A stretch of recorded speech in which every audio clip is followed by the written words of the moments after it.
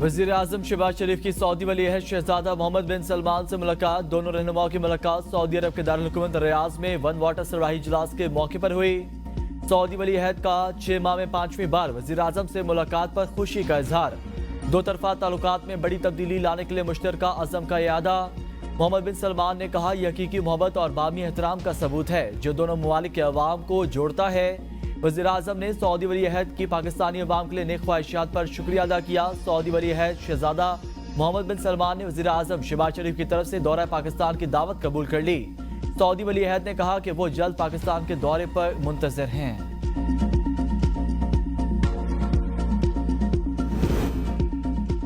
पाकिस्तान मौसमियाती तब्दीली से सबसे ज्यादा मुतासर हुआ। 2022 में पाकिस्तान में सैलाब ने तबाही मचाई। पानी के वसाइल को महफूज रखने के लिए इक़दाम करना होंगे। वज़ीर आज़म शहबाज शरीफ का साफ पानी और आबी ज़खायर के तहफ़्फ़ुज़ पर रियाज में मुनक़दा वन वाटर सरबराही समिट से खिताब। कहा, पानी की कमी पूरी दुनिया का सबसे बड़ा मसला। पानी के चैलेंजेस से निपटने के लिए जदीद इस्लाहात की जरूरत है। माहौलियाती तब्दीली के बाइस पानी की कमी से खुशकसाली बढ़ रही है। आलमी बरादरी पानी की कमी पूरा करने के लिए इक़दाम करे। वज़ीर आज़म शहबाज शरीफ के रियाज में वन वाटर सरबराही इजलास के मौके पर फ्रांस के सदर इमानुएल मैक्रोन के दरमियान मुलाकात। ज़राअत लाइव स्टॉक के शोबों में ताउन बढ़ाने के लिए IT पेशेवराना महारतों में तरक्की, बिजनेस टू बिजनेस रवावत बढ़ाने पर इत्तफाक किया गया।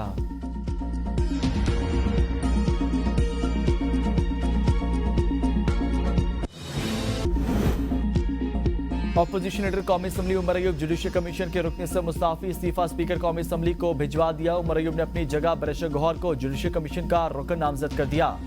इस्तीफे की वजह अपने खिलाफ मुकदमात का इंदराज बताई। कहा, मेरी तवज्जो अपने खिलाफ दर्ज मुतअद्दिद मुकदमात पर है।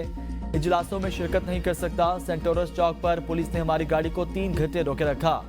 बुशरा बीबी अली में गिडापुर की गाड़ी में थी। पुलिस के 60 एहलकारों को हमने वापस करके तहफ़्फ़ुज़ फराहम किया।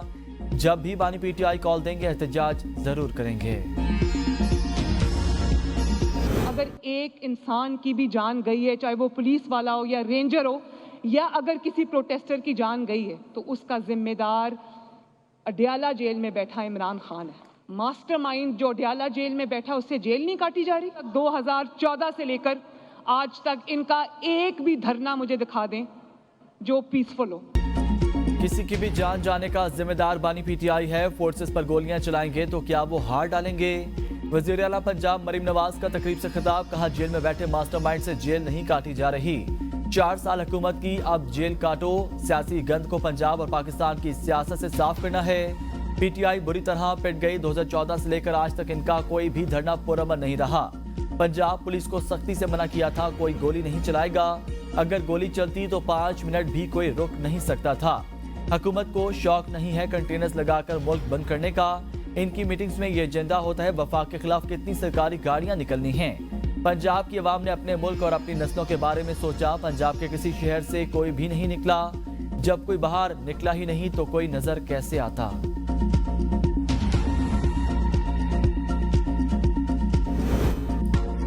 हुकूमत मुज़ाकरात की बात से पॉइंट स्कोरिंग के लिए करती है। साहबजादा हमें रजा कहते हैं, रियासती जबर के खिलाफ एहतजाजन इस्तीफा दिया। बानी को मुलाकात में बताऊंगा। बानी PTI ने पैगाम पहुंचाया, आपने इस्तीफा नहीं देना। मेरी राय थी पंजाब में एक दिन पहले एहतजाज करना चाहिए। पंजाब में मोटरवे को बंद कर दिया गया। पाकिस्तान की 77 साल सियासी तारीख में ऐसा कभी नहीं हुआ। पंजाब में हमारे MNAs और MPAs पर जबर किया जा रहा है। हुकूमत से मुतालबा किया 9 मई वाक़ियात पर जुडिशल कमीशन बनाया जाए। सोशल मीडिया पर PTI के खिलाफ प्रोपेगेंडा किया जा रहा है।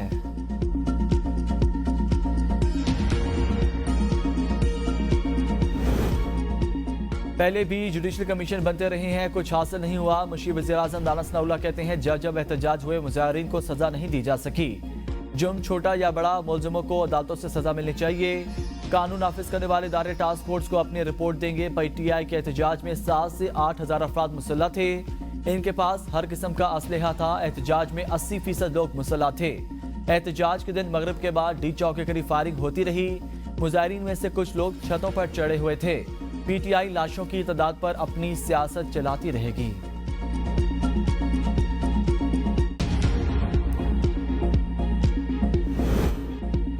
समझता हूं ट्रंप ने जब हल्फ लिया तो हालात तब्दील हो जाएंगे। बानी PTI वक्त आने पर बताएंगे क्या करना है। लतीफ खोसा की ABN न्यूज़ के प्रोग्राम सवाल से आगे में गुफ्तगू। कहा, तस्वर नहीं किया जा सकता सियासी वर्कर्स पर ऐसा तशद्दुद किया जाए। पीटीआई ने कभी जहां भाग कारकुनों की तादाद से मुतालिक दस्तबरदारी का ऐलान नहीं किया। मेरे पास फहरिस्त मौजूद है। पीटीआई की कानूनी टीम इस पर काम कर रही है। मुकदमे के इंदराज के लिए अदालत से रजू करेंगे। हमें दीवार से लगाया नहीं बल्कि चुन दिया गया। बुशरा बीबी का किरदार काबिल तहसीन। बानी पीटीआई के एक ऐलान से उनकी कांपे टांग जाएंगी।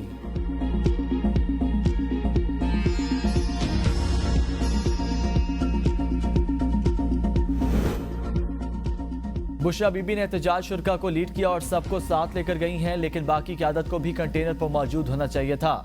जब गोलियां चल रही थी तो कंटेनर पर खड़ा करके उन्हें भी मारना था क्या? अलीमा खान कहती हैं, मैंने कहा कंटेनर का जनरेटर खराब है, लोगों को पीछे हटने की कॉल दें ताकि जानें बचाई जा सकें। जमीनी हकायक कुछ और थे, ये किसी ने नहीं सोचा था। डी चौक पर गोलियां चलाई जाएंगी। ऐसे हालात में पीछे हटना ही सही तरीका है। बहुत कन्फ्यूजन थी। हुकूमत ने आखिरी वक्त पर सब कुछ किया, लेकिन पहले बात नहीं की। बानी पीटीआई ने कहा है अपना आखिरी कार्ड अभी नहीं बताएंगे।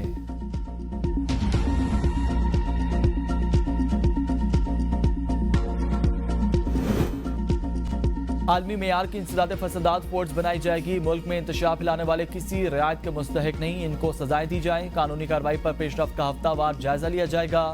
वजीर आजम शहबाज शरीफ का टास्क फोर्स के इजलास से खिताब। कहा इंतशार फैलाने वालों ने बेलारूस के सदर के दौरे के वक्त दारुल हुकूमत पर लश्कर कशी की, जो हमारे लिए शर्मिंदगी का बाइस बना। इस्लामाबाद सेफ सिटी में फोरेंसिक लैब शामिल करके इसे बैनुल-अक़वामी मेयार पर ले जाया गया। इजलास में 26 नवंबर एहतजाज के मौके पर वारदात से असलहा, खोल और दीगर शवाहिद इकट्ठे किए जाने पर briefing.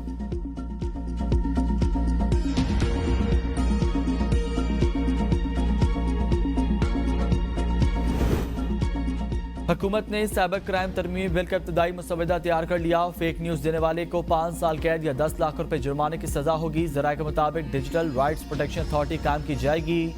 Digital rights protection authority को सोशल मीडिया से मवाद ब्लॉक करने या हटाने का इख्तियार होगा। अथॉरिटी कानून नाफिज करने वाले इदारों या किसी शख्स के खिलाफ मवाद हटाने के अहकाम जारी कर सकती है। अथॉरिटी के पास रियासत और रियासती इदारों के खिलाफ नफरत फैलाने के मवाद को भी हटाने का इख्तियार हासिल होगा। हुक्काम के मुताबिक अथॉरिटी का एक चेयरमैन और 6 अरकान होंगे।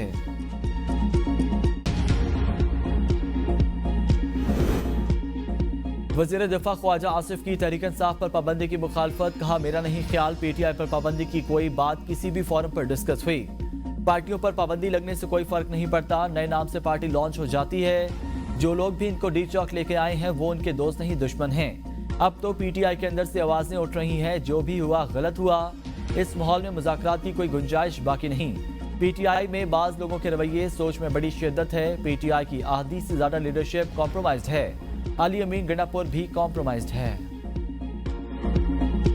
मैं पिछले एक हफ्ते से कह रहा हूं कि तरीके इंतशार वालों एक वीडियो ले आओ जिसमें सिक्योरिटी एजेंसीज, जिसमें कोई लॉ एनफोर्समेंट एजेंसीज का एहलकार, पुलिस, रेंजर्स का, फौज का कोई भी एहलकार स्टेज फायरिंग कर रहा है प्रोटेस्टर्स के ऊपर। एक वीडियो।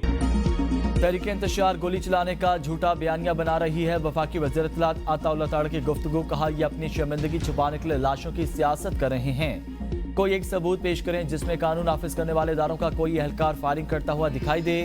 इनके पास कोई एक वीडियो मौजूद नहीं। लतीफ खोसा ने कहा इनके घर पर कई लाशें मौजूद हैं। बैरिस्टर गौहर ने कहा सब गलत है, 12 लाशें हैं, लाश एक भी नहीं होती तो सामने आ जाती।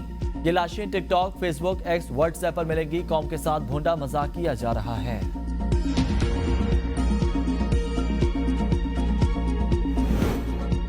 अता ताड़ मुबालगा राइज से अपनी तशहीर करना चाहते हैं। बैरिस्टर सैफ कहते हैं हुकूमत गिरफ्तार जख्मी कारकुनों से जबरदस्ती वीडियोस रिकॉर्ड करा रही है।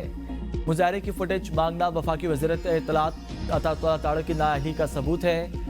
अता ताड़ सोशल मीडिया पर कारकुनों पर फायरिंग की वीडियोस देख लें। बैनुल-अक़वामी मीडिया की फुटेजेस भी हुकूमत के जुल्म और बर्बरियत का सबूत। जाली हुकूमत अपनी मर्जी की बनाई हुई वीडियोस से कौम को बेवकूफ़ बना रह सकती है। अगर हमारे कारकुन जख्मी नहीं तो उन्हें अस्पतालों में क्यों रखा गया है? 26 नवंबर की नाकाम बगावत के तमाम सबूत सामने आ गए। वज़ीर इत्तलात पंजाब अज़मा बुखारी का बयान। कहा सिक्योरिटी फोर्सेस पर हमलों के लिए गैर मुल्कियों का एहतजाज में लाया गया।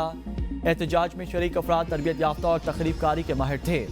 गिरफ्तार अफराद की अक्सरियत का पाकिस्तान में कोई रिकॉर्ड ही नहीं। केपी हुकूमत के पास दहशतगर्दों से लड़ने के लिए असलहा नहीं। फेडरेशन पर चढ़ाई के लिए जदीद असलहा है। लाशों की सियासत करने वाले अब तक दर्जन भर बयान तब्दील कर चुके।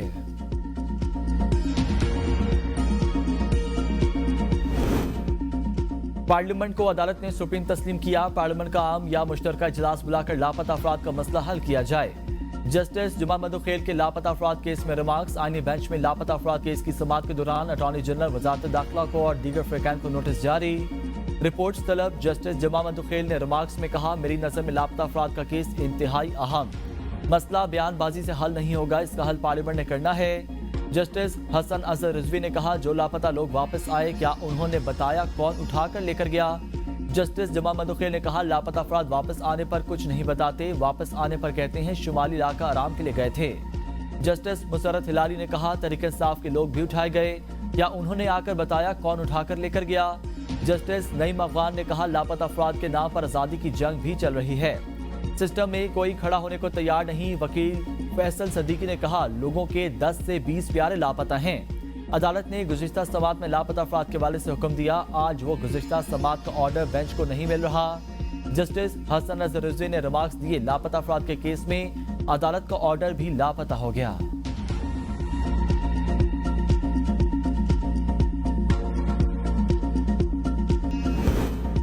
बिलावल भुट्टो जरदारी से चीन के सफीर जियांग ज़ेडोंग की मुलाकात। दो तरफा ताल्लुकात के फ़रोग़ पर बातचीत। दो तरफा समाजी और सकाफती राब्तों में इजाफे पर भी गुफ्तगू।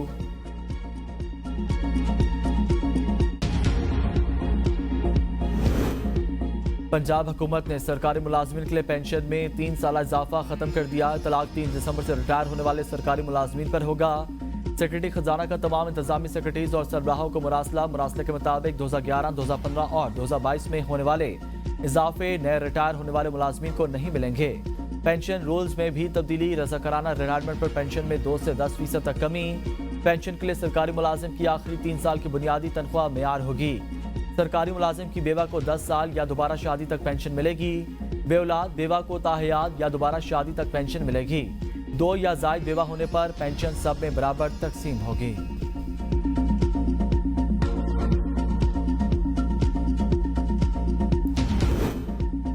मुकाबला करना सीखें, हार नहीं माननी। वज़ीर आला KP अली में गंडापुर का तकरीब से खिताब। कहा, सूबे के हालात गलत पॉलिसियों की वजह से खराब। अफगानिस्तान के साथ तवील बॉर्डर है, वो इक़दामात नहीं किए जो करने चाहिए थे।